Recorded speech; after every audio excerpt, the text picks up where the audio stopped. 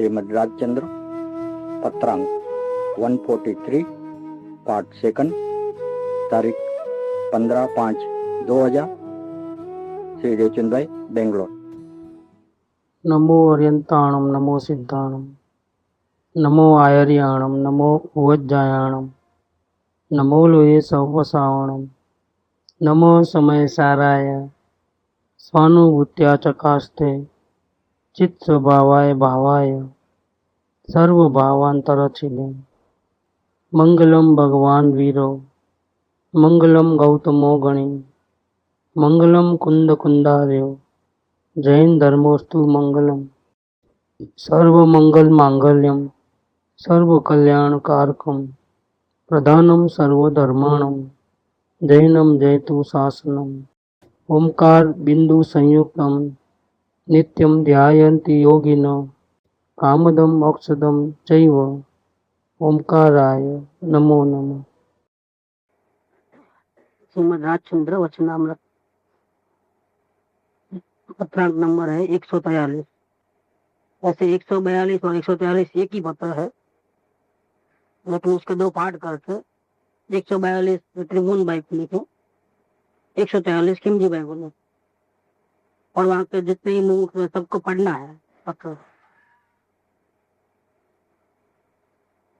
143 में स्टार्ट कर देते हैं सीधी, जो बात कहना है उसकी भूमिका तो 142 में होगी कि अभी मैं आपको योग्यता कैसे प्राप्त होवे ऐसी कुछ बात मैं मेरी यथामति से कहता हूँ।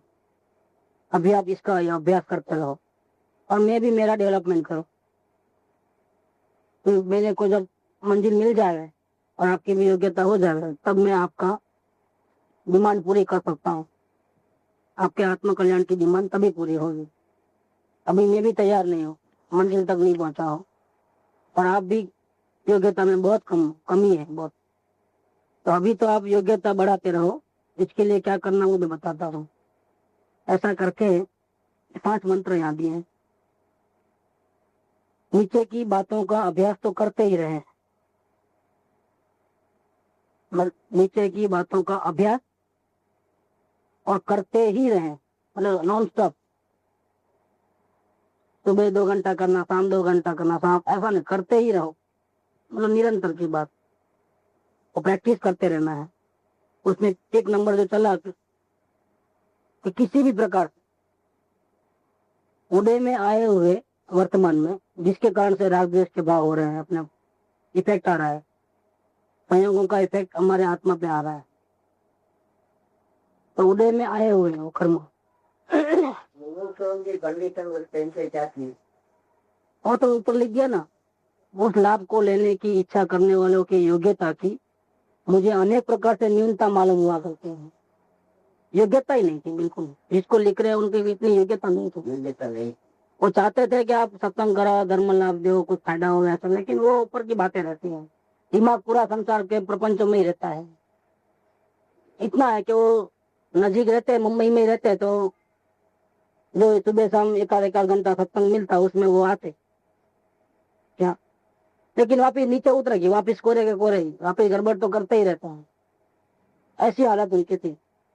अभी बहुत दिन से वो अवणिया है तो उनको तकलीफ हो रही है, तो सत्संग भी नहीं मिल रहा है, परिणाम और बिगड़ जा रहा है। सत्संग के बिना तो परिणाम ठिकाने पे रहते नहीं है, तो तकलीफ हो रही है। तो याद करते हैं पुराने दिनों को, सत्संग के टाइम में कितना अच्छा था, तो लेटर लिखते गए।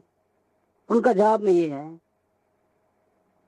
चाहे जिस प्रकार से भी उदय में आए हुए और उदय में आने वाले कसाइयों को शांत करे। उदय में आए हुए कसाइयों को शांत करने की कला जो है वो अगर हाथ में आ जाए,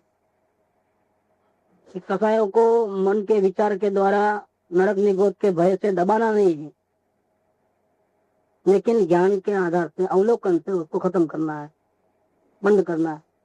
ये कला अगर वर्तमान में आए तो वही अवलोकन चालू रखो, तो भविष्य में जो जो प्रसंग आएंगे उसमें हमको शांति बनी रहेगी। नरक निगोद के भय से कसाइयों को दबाना नहीं। अगर मैं राग द्वेष करूंगा इतना तीव्र, तो मैं नरक निगोद में चले जाऊंगा, तो वहां मुझे बहुत तकलीफ पड़ेगी, तो मुझे इसलिए नहीं करना है। ऐसा सोच करके वो कसाय नहीं करता है, दबा देता है। भाव आता है लेकिन उसका अमलीकरण नहीं करके दबा देता है, व्यक्त नहीं करता। शांत रहने की आर्टिफिशियल कोशिश, आर्टिफिशियल इसलिए कि भय के कारण से वो ऐसा करता है। या समझो बच्चा अभी नहीं मानता, लेकिन मेहमान बैठे हैं तो ऐसा मारने का भाव आता है, लेकिन मारते नहीं है। उसको अंदर में क्रोध है, लेकिन उससे जरा समझा के बात करते हैं, डांट के बात नहीं करता। अगर उस टाइम में अगर मेहमान नहीं होते तो दो चार लगा ही जाते। तो भाव पड़े हैं, किसी के प्रेजेंस के कारण दबा हुआ है भाव। तो कसाय दिखती नहीं है, कसाय बाहर नहीं आती है, दबी हुई है अंदर में। इस प्रकार से कसायों को शांत नहीं करना है। सहज भाव से ज्ञान का आधार लेकर के, मन का आधार लिए बिना, किसी के डर से नहीं, किसी के दबाव से नहीं, किसी के प्रेजेंस से नहीं, स्वयं आत्मा अपने बल से ऐसा कार्य करे कि कसाय अपने आप शांत हो जाए। पुलिस खड़ा है इसलिए नो एंट्री में नहीं जाना है, वो बात गलत है। पुलिस खड़ा नहीं है तो भी मुझे नहीं जाना है नो एंट्री में, रूल्स का पालन करना है। तो ये तो करना हो गया है। क्या करना होगा? डर के मारे जो दबा रहे हैं, वो तो करना होगा यार। ये तो सहज, और ज्ञान के सहारे तो सहज होगा, क्योंकि ज्ञान सहज है। और ज्ञान का आधार लोगे तो अपने आप कसाय डाउन हो जाएंगे। ज्ञान का सहारा लेते ही ये इफेक्ट अपने आप आता है, अपने आप स्वभाव चेंज होता है, अपने आप आदतें बदल जाती है, गंदी आदतें पूरे गायब, जितने भी गुण सब अपने आप आ जाते हैं। कि ज्ञान के साथ आत्मा के अन्य गुणों का संबंध, ज्ञान डेवलप हुआ तो बाकी के सभी गुण भी डेवलप होने लगे। और ज्ञान का डेवलपमेंट नहीं हुआ, अवलोकन नहीं किया, ज्ञाता दृष्टा भाव में नहीं रहे और करना नहीं करने में चले गए और राग द्वेष में चले गए, तो फिर क्या होता है, जो गुण है वो भी डाउन हो जाते हैं, कर्मों का बंधन हो जाता है। इसलिए फर्स्ट बोल तो ये लिया है, चाहे जिस प्रकार से भी उदय में आए हुए और उदय में आने वाले कसायों को शांत करे।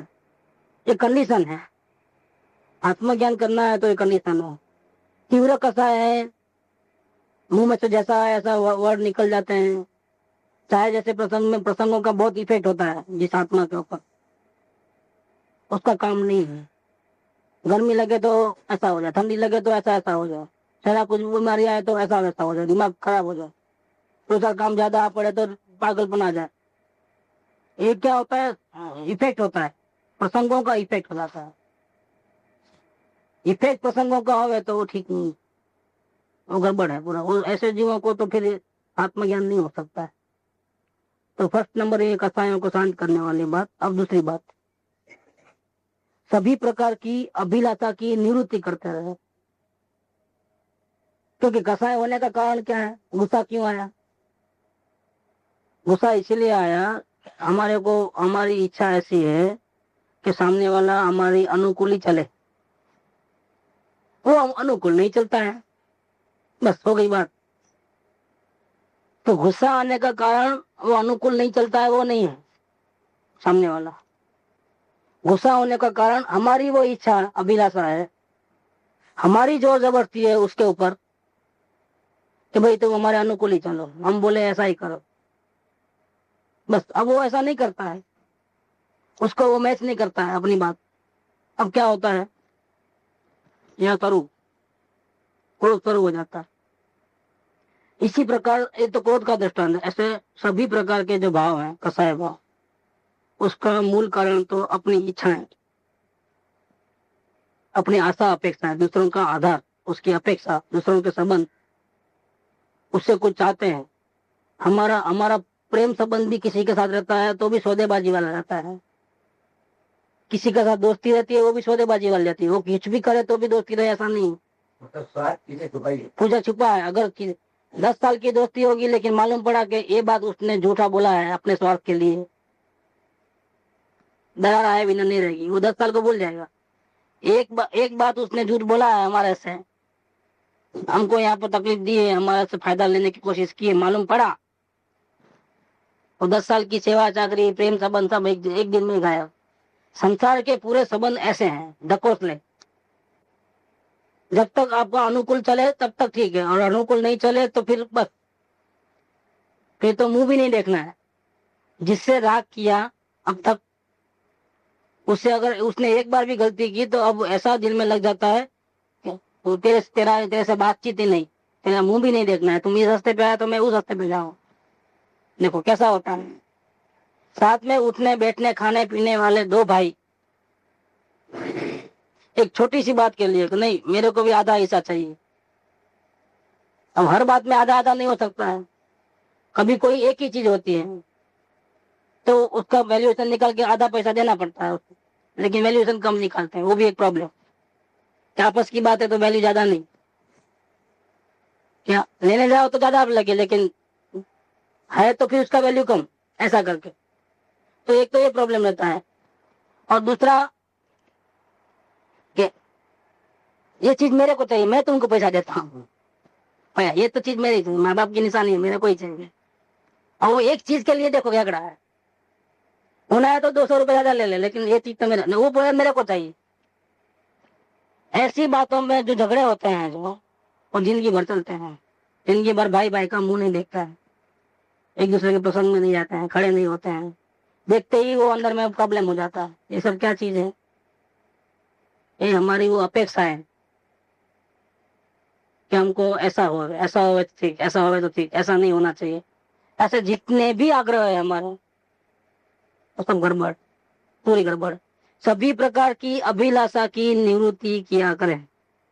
हाँ, ये दूसरा है, क्योंकि वो कसायों को शांत करना है, वो हमने पहला मंत्र, लेकिन शांत होते नहीं है, अभी भी चालू रहते हैं।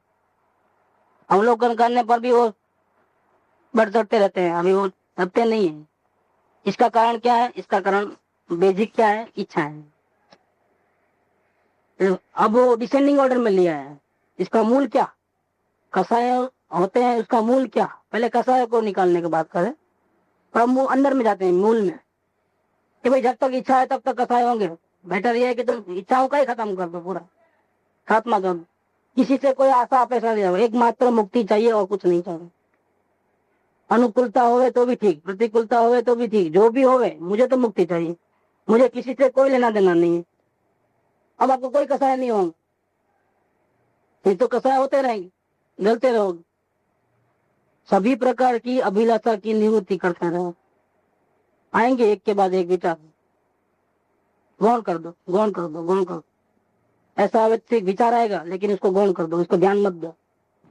अपन को, मेरे को तो क्या करना है, मेरे को तो आत्म कल्याण करना है, मुझे ये सब बातों से प्रपंच से क्या फर्क पड़ता है, हो जाएगा तो भी क्या फर्क पड़ता है, मेरे अनुकूल भी होगा। तो ऐसा करके वो निवृत्ति का भाव आएंगे, लेकिन उसको ओवरटेक करेगा, और अपने जो स्टीयरिंग है, जो ध्येय है, बराबर ध्येय के प्रति रहेगा। बीच में दूसरे रास्ते आएंगे, इच्छाएं होंगी, लेकिन नहीं जाना है, इधर ही जाना है। अपने ध्येय को पकड़ के रखेगा, मुझे आत्मदर्शन करना है, मुझे आत्म शांति चाहिए। तो बीच में 1000 रास्ते आएंगे, सब ओवरटेक कर देंगे, गौण कर देंगे। निवृत्ति किया करो, वो रास्तों को छोड़ते जाओ, जाने की जरूरत नहीं है, घुसने की जरूरत नहीं, छोड़ो।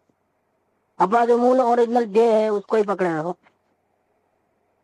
तो वो एक ध्येय के कारण, एक अभिलाषा है मुक्ति की, इसके कारण बाकी की जितनी भी अभिलाषाएं हैं, महत्वाकांक्षा संसार की, हर क्षेत्र में जीव फर्स्ट नंबर रहना चाहता है, कमाई में भी फर्स्ट नंबर रहना चाहता है। मेरे ऐसा बिजनेस किसी को नहीं करूँ, प्रॉफिट सबसे ज्यादा मैं करूँ, ग्राहक सब मेरे पास ही आए। हर एक पढ़ाई में भी ऐसा होता है, सबसे पहला रैंक मेरे को आना चाहिए। इसके लिए वो न खाए न पिए न पूरा ध्यान उसके ऊपर लगाए, उसके बाद भी वो फर्स्ट आवे न भी आवे, वो तो किस्मत की बात है। कभी कभी एक मार्क के लिए भी पीछे चले जा रहे, तो क्या करो, कुदरत है ना वो तो। लेकिन ये इसकी चाहना ऐसी रहती है कि हर एक में मैं फर्स्ट, बाकी सब नीचे, मैं ही फर्स्ट, टॉप पे मेरी पोजीशन देना चाहिए। लेकिन वो जो ऐसा बनता नहीं है, ये मान कसा है कि मैं ही फर्स्ट रहना, कोई फर्स्ट नहीं रहना। ये मान कसा है कि मैं सब, बाकी सब नीचे रहना, मैं ऊपर रहना। ऐसी इच्छा के कारण वो सब प्रपंच करता है हर प्रकार। मान के कारण इज्जत आबरू को चाहता है, तो धर्म को, सत्संग को गौण करके व्यवहार निभाने जाता है। मान के कारण अगर नहीं निभाएंगे तो लोग क्या कहेंगे।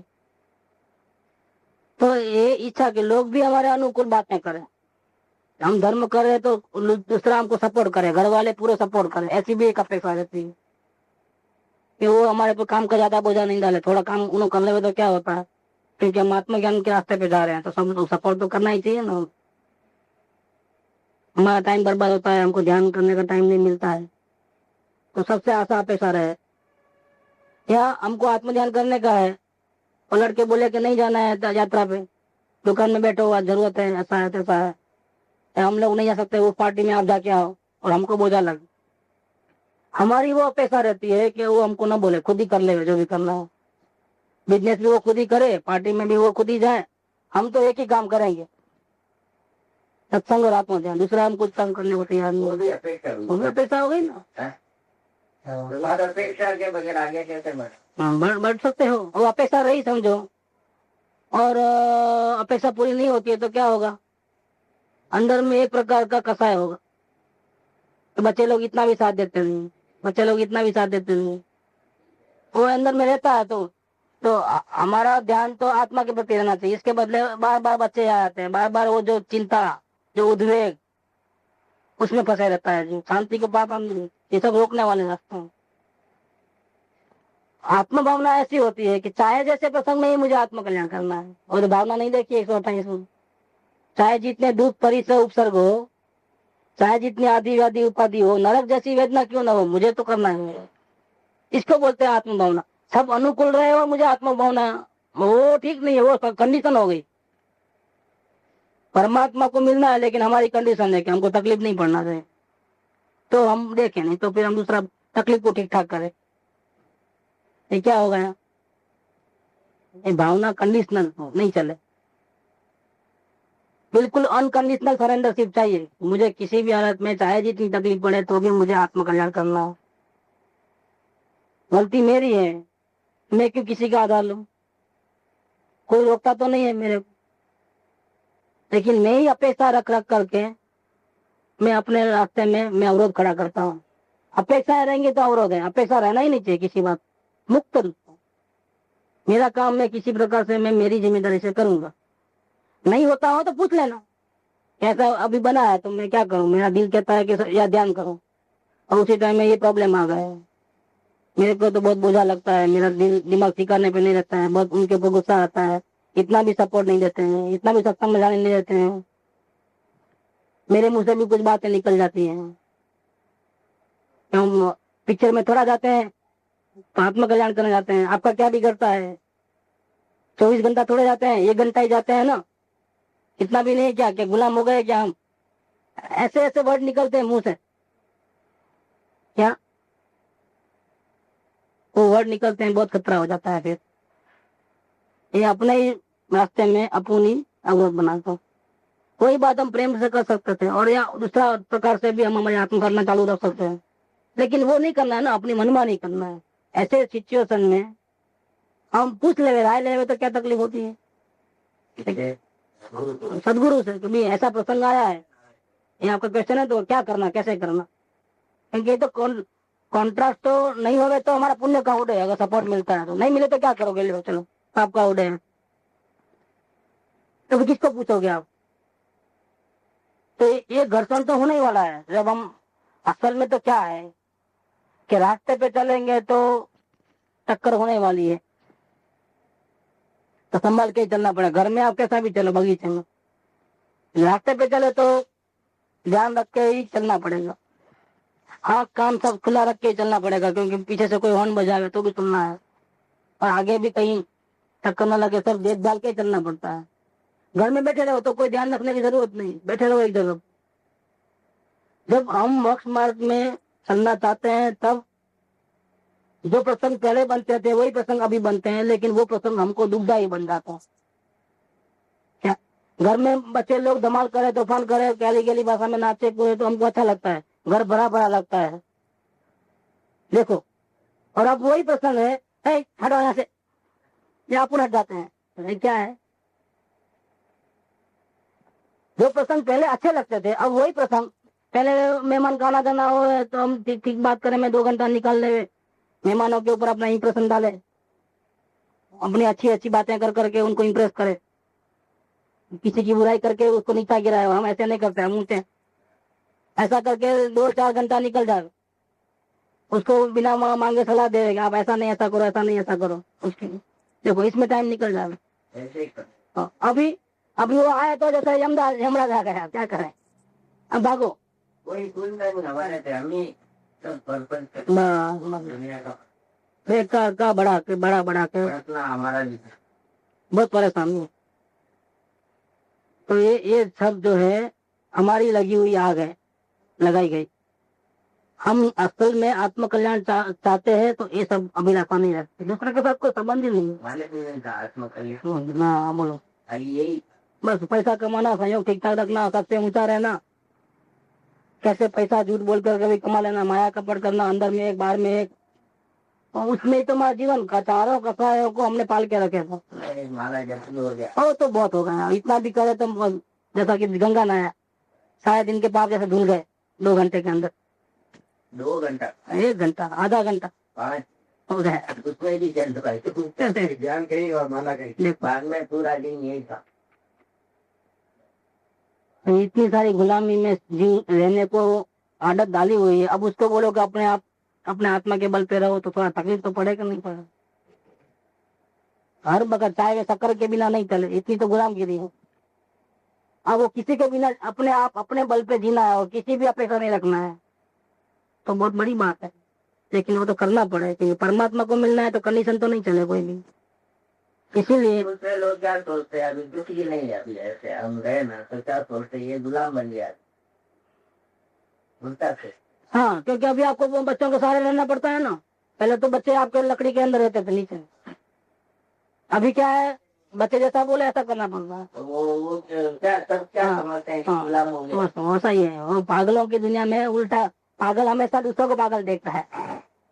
वो समझे या फिर ये पागल हो गए हैं, वो तो ऐसा होता है। हाँ होता है, एक नाटक चालू किया और ये इधर उधर। हाँ वो भी होता है, हाँ, वो तो क्योंकि ऐसा नाटक, ऐसा एक्टिंग कोई दूसरा करता नहीं है, ऐसे नाटक करने वाले बहुत कम है, तो थोड़ा अलग हो जाता है, वो अलग हो जाता है, थोड़ा उसका व्यवहार अलग प्रकार का हो जाता है। परिवार ऐसा ही मन में समझ रखा है कि नाटक करो, लेकिन आत्मार्थी परवाह नहीं करता, हाँ आत्मार्थी परवाह नहीं करता है। यही इसकी वीरता है, अगर परवाह करे, कायर हो जावे तो संसार चालू है। तो संसार वापिस चालू हो, मार मिले ही नहीं, वो मार्ग ही नहीं मिले। हरि का मार्ग बहुत कायरों का नहीं हो, सूरों का मार्ग, और सब सहन करना पड़ेगा। परमात्मा को अगर तो मिलना है, दर्शन करना है, जन्म मरण से मुक्त होना है, तो ये सब तो सहन करना, ये भी सहन नहीं करना है, ये भी अनुकूल है और परमात्मा मिल जाए, ऐसे एक म्यान में 2 तलवार रहती। चुनाव तो करना है, ये चाहिए कि वो चाहिए, चुनाव तो आपको करना पड़ेगा। इसीलिए जो सेकंड पॉइंट बताया है, वो कसायों का मूल स्थान जो है अभिलाषाएं हैं, आशाएं, अपेक्षाएं, आधार बुद्धि सब छोड़ दो, उसकी निवृत्ति कर छोड़ दो। मतलब आएंगे सामने, आप ओवरटेक करते जाओ, नहीं मुझे तो लक वो है, आत्म कल्याण का जय है, मुझे नहीं चाहिए, ये ऐसी ऐसी इच्छा है, मुझे संतोष नहीं करना है, बड़ा काम पहले करना है, ये छोटी छोटी इच्छा है मेरे को नहीं। ओवरटेक सहन कर लेना, सहन कर लेना, लेकिन उसमें उलझना नहीं, उसको चाहना नहीं, कट कर देना। तो सेकंड पॉइंट बताया, सभी प्रकार की अभिलाषा की निवृत्ति करते रहे। और तीसरा नंबर का पॉइंट, ये तो क्या है, ऊपर के जो 2 पॉइंट बताया उसमें तो वर्तमान के और भविष्य काल के कसायों को खत्म करने का एक उपाय बताए। लेकिन अब कहते हैं अब तक जो भी किया है इन सबसे निवृत्ति हो जा। अब और भी गहरा लेते हैं, इतने काल तक जो किया उन सबसे निवृत्त हो जा, उसे करने से अब रुक जाए।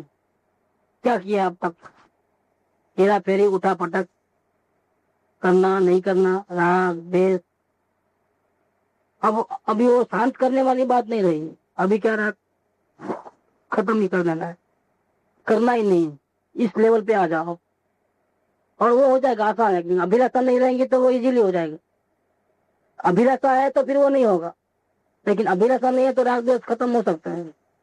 तो पहले खत्म होने के पहले फर्स्ट बोल में शांत करने को बोले अवलोकन के द्वारा, फिर उसका जड़ निकाल दिए, अभिलाषाएं खत्म। और अब अभिलाषा तो है ही नहीं, लेकिन अब प्रैक्टिस में भी वो नहीं होना चाहिए राग द्वेष के बाद।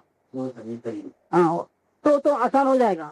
तो अब तक जो किया है वो ही किया है, राग द्वेष के भाव पर दृष्टि रखी है, बारी बार देखा है उधर उधर, अब नहीं करना, अब अंदर ही अंदर देखना है। क्योंकि हमको बाहर लेके जाने वाले क्या क्या था, अभिलाषाएं, आशाएं, अपेक्षाएं। अब किसी से आशा अपेक्षा नहीं रही तो हम कहाँ रह गए, बाहर से हट करके अंदर रह गए।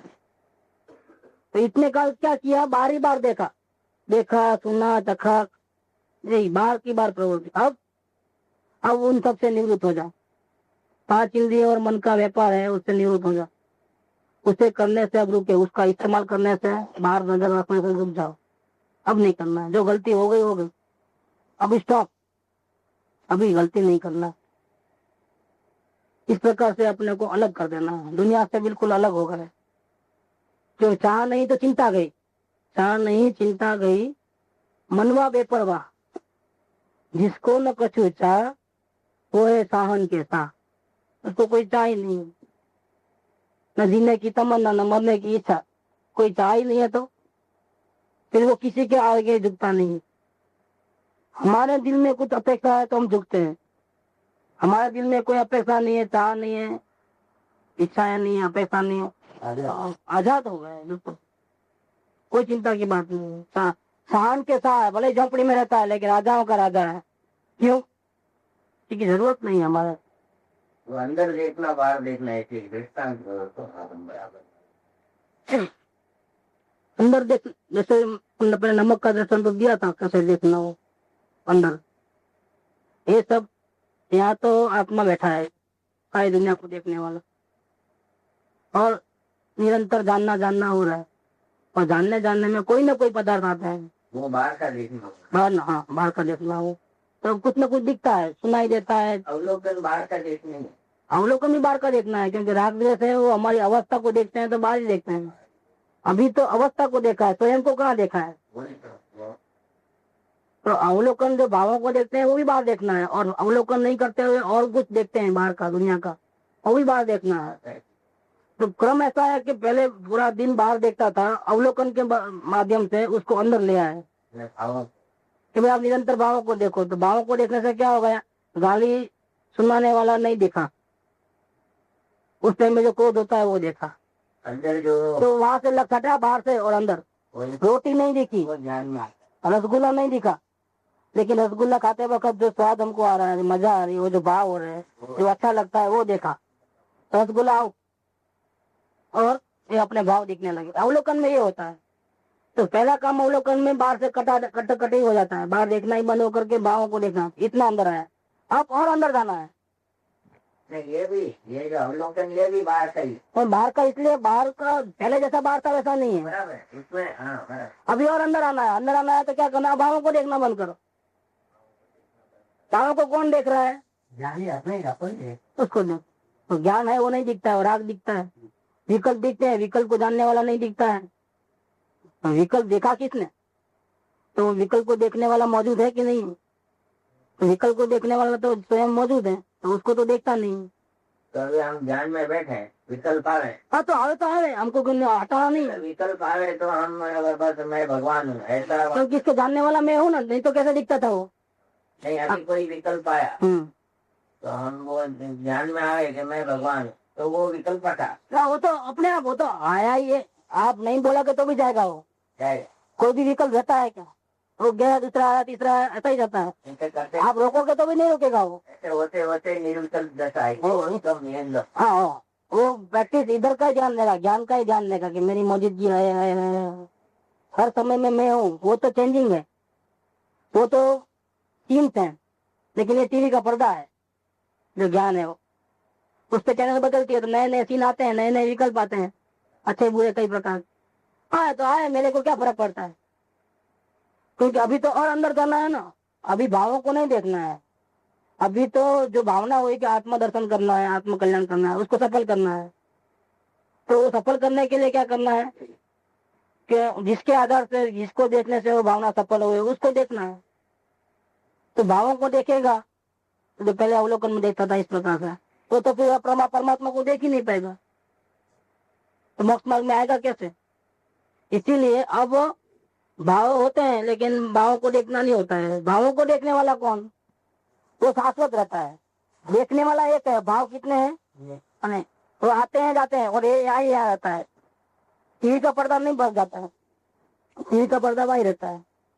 और सीन आते हैं जाते हैं, आते हैं जाते हैं। और द्रव्य स्थिर है और स्थिर को पकड़ना है और अवस्था को नहीं पकड़ना है। भाव हमारे आ रहे बैठ गए हम उसका भाव आ रहे हैं तो वापस ऐसे भी हो भाव आए कि मैं भगवान तो ये तो समय के लिए आ जाते हैं। अपने आप आता है, तो बोलते वो खाना हुआ या विचार छूट जाते हैं, मैं भगवान हूँ, मैं आत्मा हूँ, ऐसा, और वापिस संसार के विचार चालू हो जाते हैं।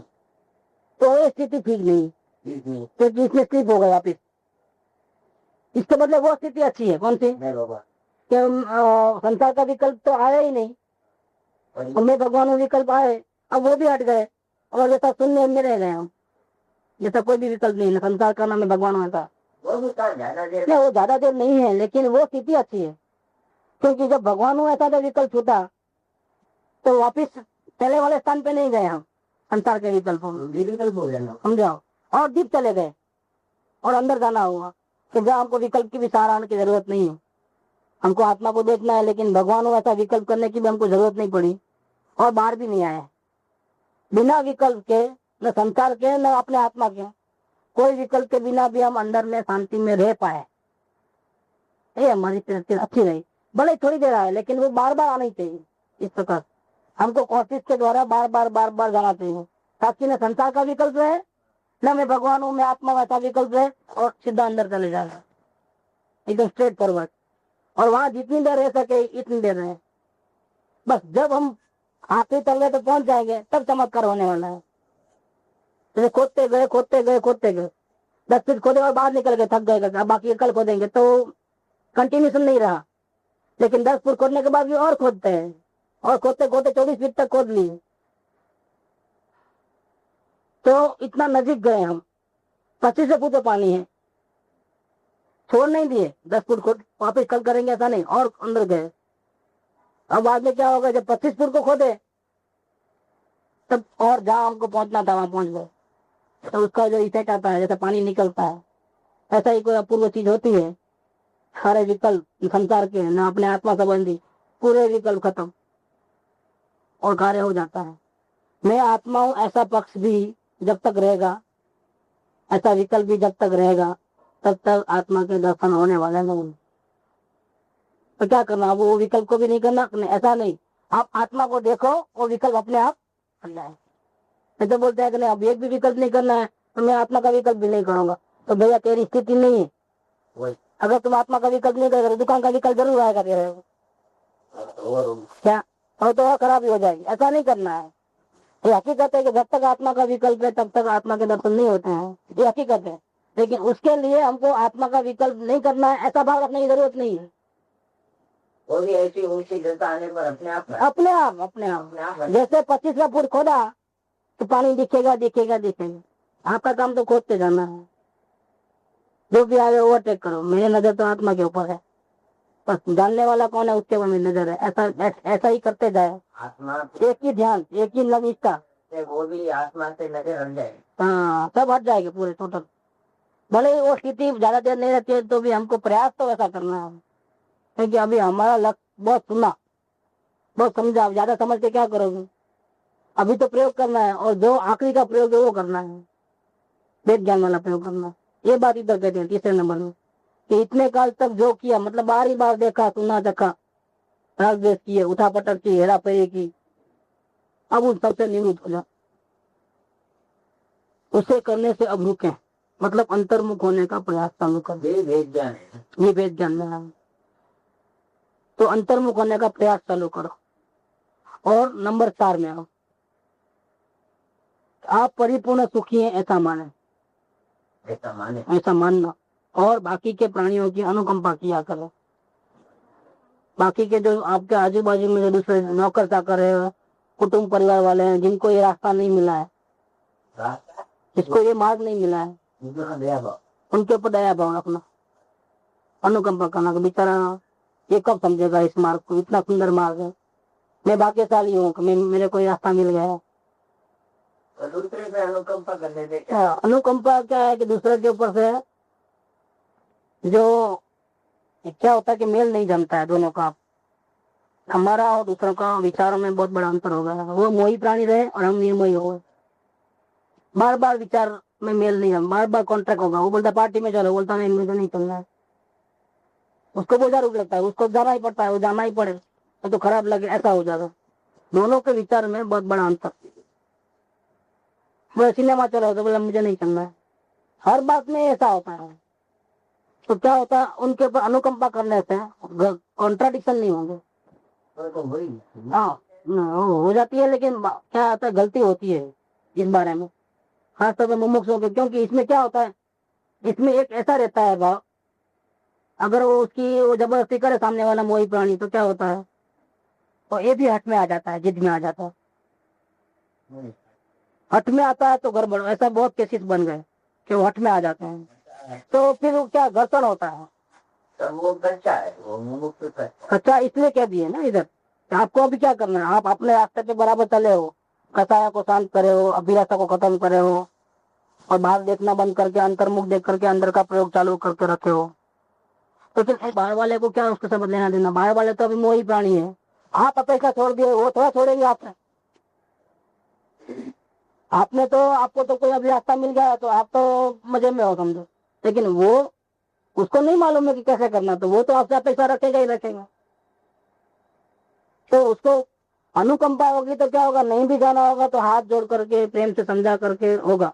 इसके बाद भी अगर जिद होगी तो अपने को नहीं अच्छा लगे तो भी उसका साथ देगा। इसमें क्या होगा, घर्षण नहीं होगा। नहीं तो क्या, घर्षण बहुत होता है। दर्शन हुआ तो अंदर ऐसे बहुत से होता है कि धर्म की लाइन पे जाते हैं और इतना पागलपन सवार होता है धर्म का कि बैक साइड देखते नहीं है, सामने वाले की स्थिति नहीं देखते हैं। जब वो प्रेशराइज ज्यादा होते हैं मोही प्राणियों के, तो ये निर्मोही होते हैं वो भी, सत्संग में रह जाते हैं वो भी, उनसे मुझसे भी कुछ निकल जाता है और आग्रह हो जाता है कि नहीं हम तो नहीं आएंगे, हम तो नहीं फंसेंगे। तुमको कर्म बांधना है तो बांधो, तुम जन्म मरण में डूबना है तो डूबो, हमको तो नहीं डूबना है, हमको तो भी आत्म कल्याण ही करना है। और ये ऐसा समझते हैं कि जैसा हम उनके ऊपर उनकी बात मान लेते हैं, जैसा कि हमारा आत्मा का प्रेम ही नहीं है हमारे को। सामने वाले की बात हमने मान ली समझो, तो उनको क्या लगता है, देखा मेरे को आत्मज्ञान नहीं होने का यही कारण है कि मैं अभी भी, मेरे को कुटुंबियों का प्रेम है। उनकी बात स्वीकार किया, वो जहां बोले वहां गए, लेकिन मैंने अपने आत्म कल्याण के भाव में नहीं रहा। ऐसा उसको अपने आप को डिप्रेशन में महसूस करता है।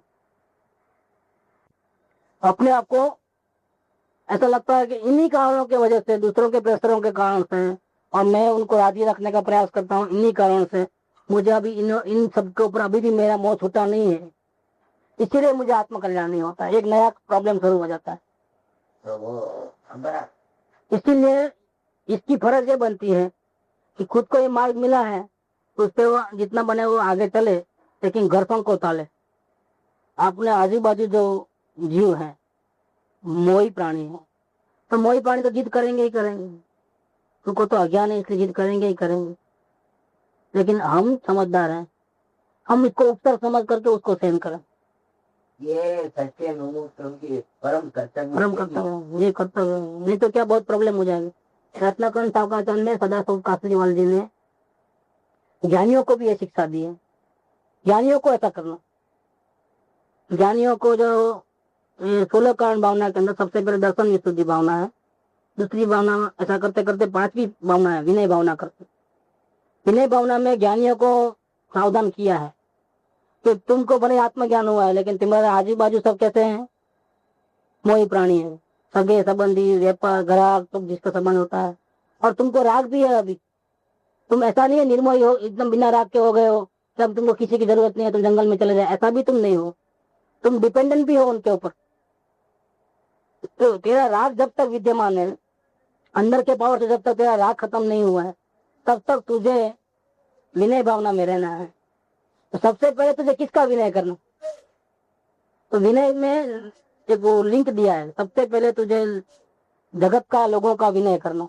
अड़ोस पड़ोस, मिथ्या दृष्टि हो, अन्य धर्म के हो, किसी की निंदा नहीं करना है, सबको प्यार से बुलाना है। अन्य धर्मियों को भी, अपने घर वालों को भी, सगे संबंधी को भी, उनके, क्योंकि उनके दिन में ये भावना आती है कि अभी हम उनको केयर नहीं करते हैं, अभी हम अभिमानी हो गए हैं, अभी हम नाटक कर रहे हैं, अभी हम ढोंग कर रहे हैं, उनके साथ हमारे संबंध है और कड़वे हो चुके हैं। वो लोग हमको, हमारे अंदर की स्थिति को नहीं समझ सकते हैं, इसलिए उन्होंने रिवर्स सोचना शुरू कर दिया हमारे बारे में। तो आपको सबसे पहले व्यवहार विनय में, मतलब लोक विनय में आना है, इसके बाद देव विनय में आना है, इसके बाद गुरु विनय में आना है, इसके बाद अपने आत्मा का ध्यान रखना है, आत्मा का विनय करना है। ऐसा लिया लिंक। लोग आपके अंदर को नहीं देखते हैं, लोग आपके बाहर के व्यवहार को देखेंगे, उससे आपकी शोभा है। अंदर में आप कैसे भी हो, मलिन हो तो भी चलेगा, लेकिन बाहर से अच्छी बात करते हो ना, लोगों को पसंद है होती। व्यवहार निभाना हुआ, लेकिन अपने को बचाना हुआ, इसमें कॉन्ट्राडिक्शन से बचाना हुआ। व्यवहार निभाने से ज्यादा अपने आप को इन सबके बीच में बचाना हुआ। ऊपर उधर के उबाल के आगे हाँ। ये निमित्त से तेरे निमित्त से भी दूसरों को दोष करते हुए बचाओ। सामने से जाना नहीं है, और आवे तो समझदारी से टालना है, कोशिश करके। नहीं होवे तो एडजस्ट कर लेना है। मतलब सब बात में रिस्पॉन्सिबिलिटी सामने वाले की नहीं रहेगी अब, ये समझ लेना।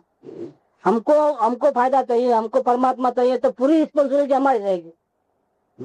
सामने वाला सपोर्ट करे तो भी, नहीं करे तो भी, पूरी रिस्पॉन्सिबिलिटी हमारी है इस मार्ग में। तो फिर घर्षण होने का सवाल नहीं है। तो ये चौथा नंबर का पॉइंट लिया कि आप परिपूर्ण सुखी हैं, ऐसा माने, क्योंकि आप भाग्यशाली हैं कि आपको वितराग का मार्ग मिला। अभी आप जन्म मरण से मुक्त होने के चले हैं, इस यात्रा आपको मिल गई है, रास्ता मिल गया है। आपके इतना सुखी कौन है? आप भले झोंपड़े में रहते हो, लेकिन वितराग का मार्ग मिलना बहुत बड़ी बात है, ये आपको मिल गया। तो अभी से ही आपको ऐसा अंदर से पावर आना चाहिए, खुशी खुशी होनी चाहिए, बस अब मुझे रास्ता मिल गया, अब मैं भटकने वाला नहीं हूँ, दुनिया में सबसे ज्यादा सुखी मैं ही हूँ, ऐसा अपने को लगना। और बाकी आजू बाजू के प्राणियों के ऊपर नहीं, ये तो अनाड़ी है, ये तो अज्ञानी है, इसको तो कुछ समझ में नहीं आता, इसको पता नहीं है, ये तो पाप के रास्ते, ये तो नरक निकल जाएगा, ऐसा करके उसके प्रति तिरस्कार, द्वेष बुद्धि वो नहीं है। अनुकंपा में रहना, बेचारे को मालूम नहीं है ना, ऐसा। हाँ, ऐसा भी होता है। इस प्रकार से वो गुण का डेवलपमेंट होता है। हमारे को परमात्मा मिला तो हमको गुण डेवलप होते हैं, क्या अवगुण डेवलप होते हैं? तो गुरुदेव को गालियां लिखते थे रोज। गुरुदेव कुछ नहीं करते, प्रवचन देते, लेकिन प्रवचन सामने वाले को अनुकूल नहीं आते थे, तो गांव गांव से गालियां आती थी, उल्टा सुल्टा बोलते थे, पत्र आते थे, पत्र पढ़ते भी थे। मुक्तों को पत्र पढ़ते हुए गुस्सा आता था। अभी जाकर के उसका बता दूं, केस दाखिल करूं, हमारा दुष्प्रचार कर रहे हैं, उल्टा प्रचार कर रहे हैं हमारे बारे में, हमने ऐसा बोला ही नहीं है। उल्टी उल्टी बातें छापते हैं कि कान में ऐसा बोलते हैं, ऐसा बोलते हैं। क्योंकि अभी वो कैसे करना, फिर लोगों को यहाँ आने से रोकना कैसे? सच्ची बात सुनेंगे तो चले जाएंगे सब। दुष्प्रचार चलता है विरोधियों का। तो ऐसे लेटर आते हैं, और गाँव गाँव से ऐसे लेटर आते हैं, तो मुमुक्षु बोलते हैं कि आपने कब ऐसा बोला, आपने तो बोला ही नहीं है, ये तो आपके बारे में झूठा प्रचार कर रहे हैं। अभी जाके बता देता हूँ उसको। और पैसे वाले रहते हैं, वकील जैसे रहते हैं, तो कुछ भी कर सकते हैं। वो सामने वाला हैरान करता है तो अपन भी नहीं कर सकते दुष्प्रचार। क्या गुरुदेव बोले, देखो कुछ नहीं करना है आपको, एक उप तक नहीं निकालना। उन बेचारों को मालूम नहीं है वो भी भगवान है, अभी गलती करते हैं, कल वो भी समझ जाए तो अपने से भी आगे निकल जाएगा। किसी का कुछ जवाब नहीं देना। गाली का जवाब जो है, गोली का जवाब गाली से तो देना ही नहीं है, गोली से तो देना नहीं है, गाली से भी नहीं देना है। गोली का जवाब गोली से तो देना ही नहीं है, लेकिन गाली से भी देना नहीं है। हम अपना काम में रहो ना, अपना काम कहाँ रुक रहा है? दुष्प्रचार करे कोई, क्या करे, तो तत्व प्रचार में प्रभावना में बाधा आएगी। अगर कुछ लोग नहीं आएंगे तो उनका होना रहता है। हम हमारा काम करते जा रहे, अपने को क्या प्रॉब्लम आता है? कुछ सामने जवाब देना नहीं, चाहे जितना विरोध हो। तो अपनी सफाई पेश नहीं करनी है। इस काल में तो ऐसा ही होगा ना, पंचम काल में तो ऐसा नहीं होगा तो क्या होगा? तीर्थंकर थोड़े हैं हम कि तीर्थंकर करोगे तो सारे धर्म बैठ जावे और अपना जैन धर्म ऊंचा हो, ऐसा तो है नहीं। तो कुछ नहीं करना है, शांति रखना है। यहाँ तक बात चली। तो ये आप परिपूर्ण सुखी ऐसा माने, और बाकी के प्राणियों की अनुकंपा किया करे। सब पे दया भाव, सब पे दया भाव। अगर आपने पाया है तो सब पे दया भाव करो, तो दया भाव से तो वो नजीक आएगा। लेकिन एक भी शब्द कड़वा बोले तो वो आपके नजीक भी नहीं आएगा। तो उसको वितराग का मार्ग कैसे मिलेगा? आपने पाया है, उसने तो नहीं पाया है, तो उसको कैसे मिलेगा? वो आपका बाहर का व्यवहार देख करके आपके नजीक आएगा। आपका बाहर का व्यवहार कठोर होगा तो आपसे दूर भागेगा, उल्टा दो चार गालियां देके जाएगा, क्या धर्म करते हैं, क्या सत्संग करते हैं, कुछ दम नहीं है उसमें। और दुनिया को दिखावे के लिए ढोंग करते हैं, दो टाइम सत्संग करते हैं, व्यवहार देखो कैसे है, बात करने का तमीज नहीं। तो बराबर ही कह रहे हैं ना। बिल्कुल सही कर रहे हैं, वो हमको जागरूक कर रहे हैं। ये बात को यहाँ पर उन्होंने निकाला है, साधना का कारण बताया है, एक साधना है। तो 4 नंबर पॉइंट में ये लिया कि आप परिपूर्ण सुखी हैं समाने और बाकी के प्राणियों की अनुकंपा किया करें। और 5वां पॉइंट वो सबसे अलग थलग है, क्योंकि वो हो जाएगा तो बाकी के 4 भी आ जाएंगे, और अगर वो नहीं होता है, सत्पुरुष नहीं मिले हैं, तो बाकी के 4 करोगे तो सत्पुरुष मिल जाएंगे, क्योंकि भावना डेवलप होती है तो मिल जाता है। किसी एक सत्पुरुष को खोजे, वो 5 नंबर का पॉइंट। और उसके चाहे जैसे वचनों में भी श्रद्धा रखें। अब यहाँ प्रॉब्लम क्या आता है, कहाँ होंगे क्या मालूम हमको इतनी बड़ी दुनिया में, कैसे खोजें, ये एक प्रॉब्लम रहता है। तो खोजने का मतलब ये है कि आप गांव गांव गली गली घूमो, कोई ज्ञानी हो तो सामने आओ ऐसा, या अखबार में छपाओ, ये बात नहीं रही यहाँ पर। इसका भाव ऐसा है कि आपको शरण भाव अंदर में रहना चाहिए। आपको ये पता चलना चाहिए कि आत्मा का दर्शन मुझे जब तक कोई सदगुरु नहीं मिलेंगे आत्मा ज्ञान में, तब तक मुझे पता चलने वाला नहीं है। इसलिए वो भावना में रहो कि मुझे सदगुरु चाहिए, मुझे विधि बताने वाले चाहिए, ऐसी भावना रखना निरंतर, उसका नाम खोजना है। गली गली घूमना नहीं है, दंधेरा पीटना नहीं है, वो मिलेंगे भी नहीं। तो मिले, जिस दिन को मिलता है वो भावना के कारण मिलता है। छूटने की भावना होती है, आत्म कल्याण करना है तो मिलता है। ये तो अपने आप को ही है। तो किसी एक सत्पुरुष को खोजे माने क्या, छूटने की भावना रखते तो मिले बिना नहीं रहेंगे, कोई ना कोई निमित्त से मिलेंगे। अरे जो मिलाता है वो भटक गया है और हमको मिल गया, ऐसा हो जाता है। ऐसा तो बहुत से केसेस हो गए हैं कि वो पहले उसका कांटेक्ट होता है, वो थोड़े दिन तक कांटेक्ट में रहता है, फिर 4 जगह वही बातें फैलाता है कि आपको शांति चाहिए तो इनके पास जाओ, शांति चाहिए तो खुद नहीं आता है, अब खुद गायब है, उसको बुलाने पर भी नहीं आता है, लेकिन वो 10 जनों को भेजता है, अभी भी भेजता है वो 10 जनों को। तो ऐसे ये क्या है, कुदरत काम करती है इसके अंदर। जिसको मिले, जिसका कांटेक्ट हो, उसका तो भला हुआ है नहीं, वो तो अभी भी उल्टा चल रहा है, लेकिन वो प्रोपेगेंडा करता है। कुदरत ने उसको ऐसा काम दिया है, तो उसके निमित्त से वो दूसरे दूसरे जो ढूंढने वाले जो जीव हैं वो आ जाते हैं। तो हमारे केस में तो अंधे को भी मिला है मामला है, नहीं आते हैं वो, महेंद्र भाई आते हैं, वो तेलुगु आदमी मेरे कांटेक्ट में था, उसने उसको कहा निरंकारी आश्रम में कि आपको चाहिए शांति, बातचीत चलती है तो शांति चाहिए तो आप इधर चले जाओ, टेलीफोन नंबर दिया, वो दिया, क्या उधर आपको मिल जाएगा। उसको विश्वास है, लेकिन वो खुद नहीं आता है, और वो आए तो उनका काम होता है। ऐसे बनते हैं, मिलाने वाले को पुण्य मिलता है, लेकिन क्या करोगे उस पुण्य का, आखिर जो मिलना चाहिए वो तो नहीं मिला ना। आपको बहुत कुछ मिल सकता था, आप परमात्मा बन सकते थे, लेकिन आप वही तपाली बने, घूमने की अभिलाषा भी नहीं, उसको कोई मतलब मिलेगा, पुण्य मिलेगा, लेकिन उसका फायदा क्या। आपको चीफ प्राइम मिनिस्टर की पोस्ट मिलती थी, वो नहीं मिली, और चीफ मिनिस्टर की मिली, तो फिर क्या हुआ, ग्रेड कौन सा मिला, नहीं इतना तो मिला, राजी होने का नहीं है आपको। अगर आप कांटेक्ट में रहते और अगर आत्म भावना में रहते तो आपको आत्मज्ञान हो सकता था, वो आपने लॉस किया, उसका क्या। अब वो मिलाने का काम किया तो थोड़ा बहुत मिला, एक दफे जाके आया स्वर्ग में, मजा करके आया, तो उसमें क्या मिला आपको, तो अनंत काल का जन्म मरण मिटने वाला था, ऐसा एक चीज मिलने वाली थी, वो नहीं मिली और आपको ये मिल गई, स्वर्ग में चले गए, तो क्या हुआ, तो मतलब की बात नहीं है। तो किसी एक सत्पुरुष को खोजें, मतलब भावना रखें कि मुझे चाहिए, गाइडेंस चाहिए, मैं अपने आप तो नहीं पहुंच सकूंगा, सत्संग से तो मुझे नहीं चलना है, किसी गुरु का आधार में उसके शरण में ही चलना है। हर बात में, हर प्रसंग में, जहां जहां प्रॉब्लम आए तो मैं किसकी सलाह लूं, कैसे चलना। कभी मेरी मति से चलना हुआ और मेरी मति तो उल्टी है, मैं स्वयं अंधा हूँ, मुझे तो कुछ मालूम है नहीं, आत्मज्ञान तो अभी हुआ नहीं है, तो डिसीजन उल्टा भी ले सकता हूँ मैं।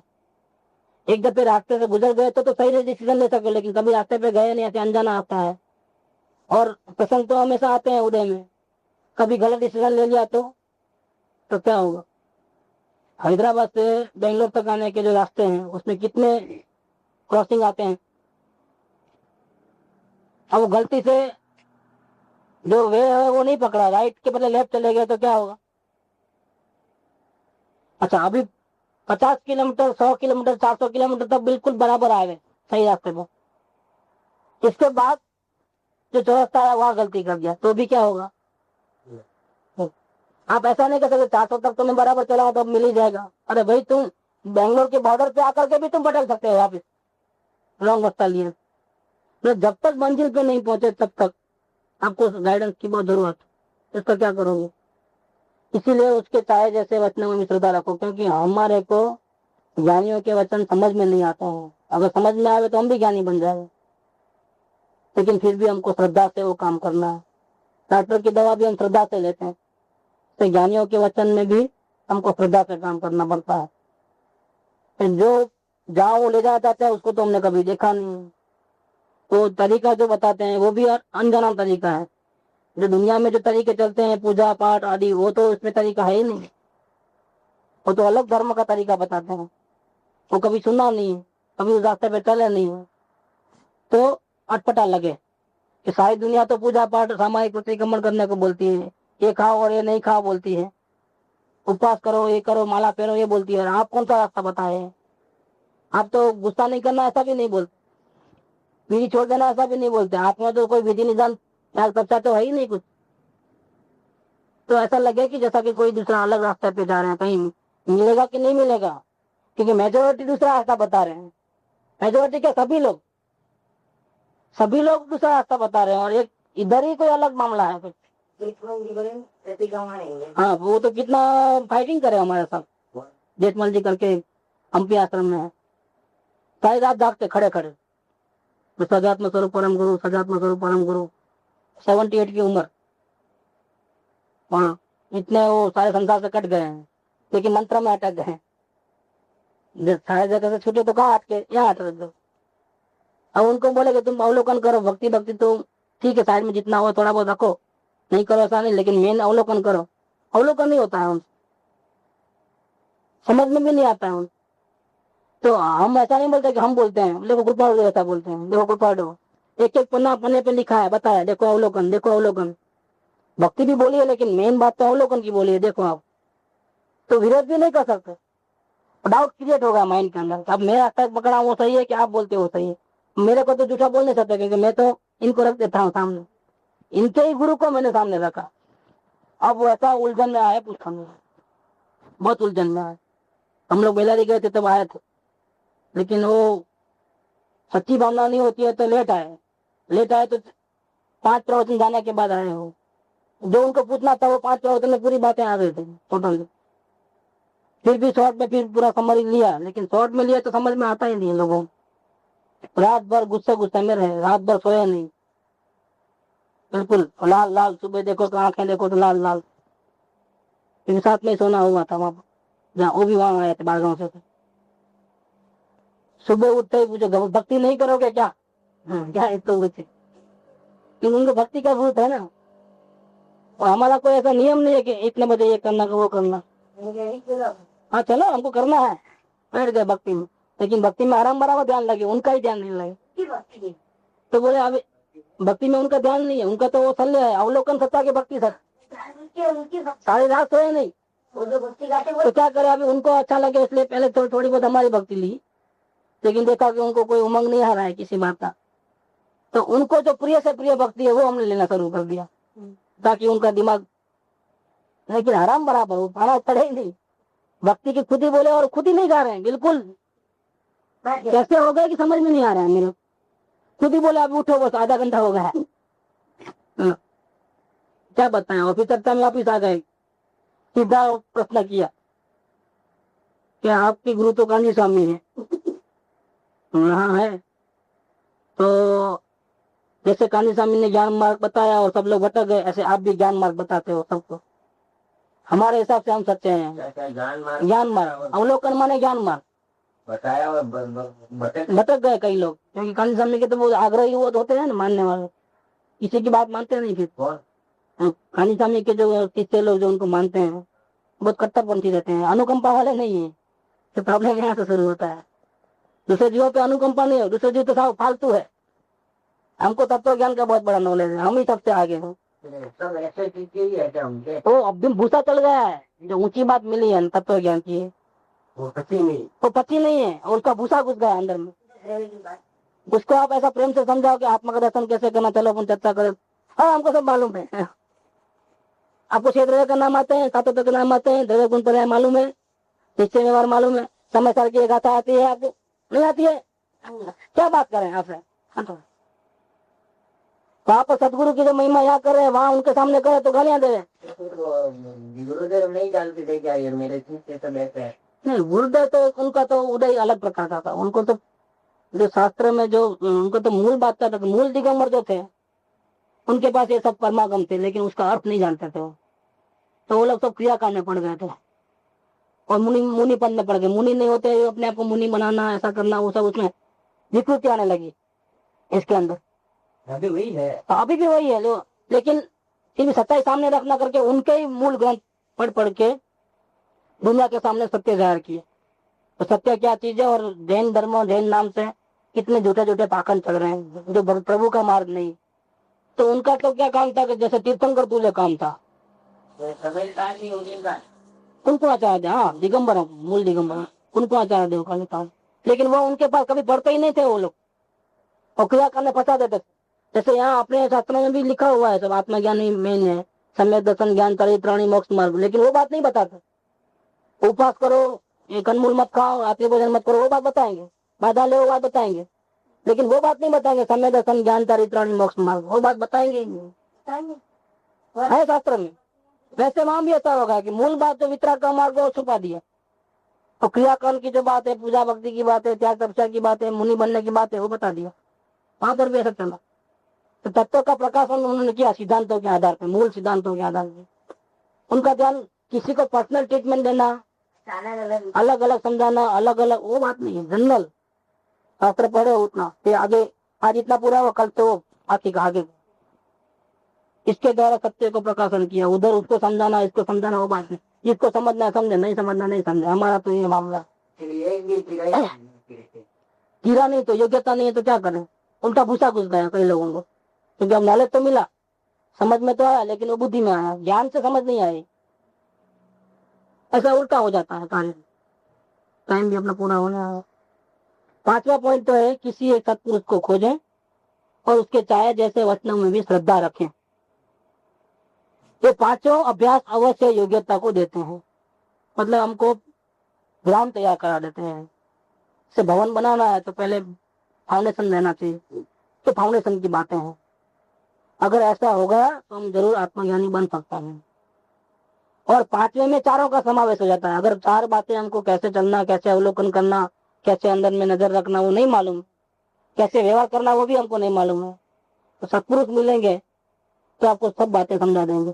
तो कसायों को मंद कैसे करना, अभिलाषाओं की निवृत्ति कैसे करना, राग द्वेष को खत्म कैसे करना, ध्यान कैसे लगाना, और ध्यान के बाद जब बाहर आते हो तब आजू बाजू वालों के साथ कैसे व्यवहार करना, उसकी पूरी गतिविधि आपको सत्पुरुष सिखा देंगे।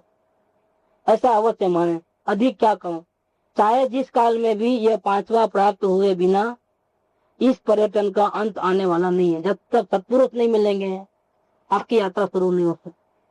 बाकी के 4 जो है वो इस 5वें की प्राप्ति में सहायक है। यहाँ पर क्या लिखा, चाहे जैसे भी काल में, चाहे जिस काल में भी, 5वां आ रहा हो चाहे चौथा आ रहा हो, नहीं, चाहे जैसे भी करे। अधिक क्या कहूँ, 5 में क्या है, 5वें में चारों का समावेश हो जाता है। ऊपर के 4 मंत्र, सत्पुरुष का दिया ना वो पढ़िए। हाँ, किसी एक सत्पुरुष को खोजें, हाँ, और उसके चाहे जैसे वचन में भी श्रद्धा रखो। तो वो जिस प्रकार से कहे वो मानना, अपनी तरफ नहीं करना, अपनी तरफ से नहीं, और उनकी जो अभिप्राय पूर्वक मानना, अपना अभिप्राय से नहीं। उनका क्या आशय है कहने के पीछे, नहीं श्रोता अज्ञानी रहते हो, अपना तर्क करे तो उस अपेक्षा से कहे होंगे, इस कारण से कहे होंगे, ऐसा नहीं। नहीं समझ में आया तो पूछ लो, तो मानना। समझ में नहीं आया तो आप स्पष्टीकरण मांगो, लेकिन शंका कुशंका रह जाए अंदर में, शंका रह जाए कि सही होगा कि नहीं होगा, ये मेरे को तो नहीं जच रहा है, बात सही होगा कि नहीं होगा, कहीं गलती तो नहीं होगी इसके अंदर। ऐसी जो अश्रद्धा और शंका कुशंका हो जाए वो ठीक नहीं, श्रद्धा में रहना। गुरु को ढूंढना करते भाव भी कभी नहीं आया। नहीं, छूटने की भावना हुई ना, गुरु को ढूंढना माने छूटना।